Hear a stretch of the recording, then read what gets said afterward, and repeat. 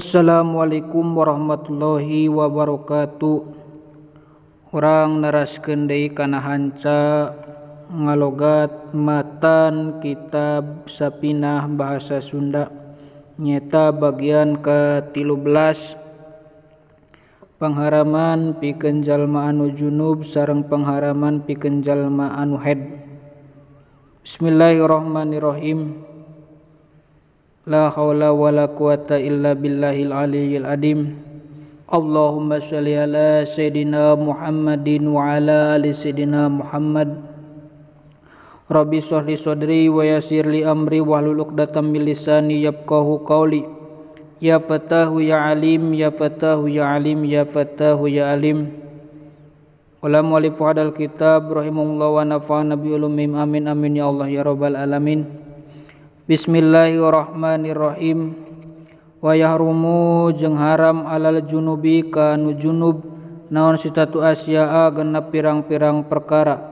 As-sholatu kahiji haram salat, wa tuapu jeung haram toab, wa masul masapi jeung haram nyaba Quran, wa hamluhu jeung haram mawa Quran, wa lubsu jeung haram cicing fil masjidi di jero masjid, wa qiraatul Qur'ani jeung haram maca Al-Qur'an, wa yahrumu jeung haram bil haidi ka anu haid naon asyaratu asya'a 10 pirang-pirang perkara. As-sholatu kahiji haram salat, wa tawafu jeung haram tawaf, wa masul masapi jeung haram nyaba Quran, wa hamluhu jeung haram mawa Quran, wa qiraatul Qur'ani jeung haram maca Al-Qur'an, wa saumu jeung haram puasa, wa tolaku jeung haram ditolak, wal mururu jeung haram ngaliwat bil masjidi ka jero masjid.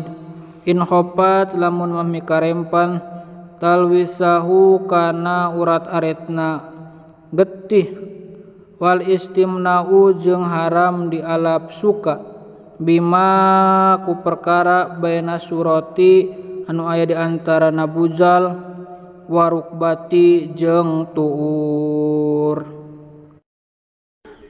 Wallahu alam.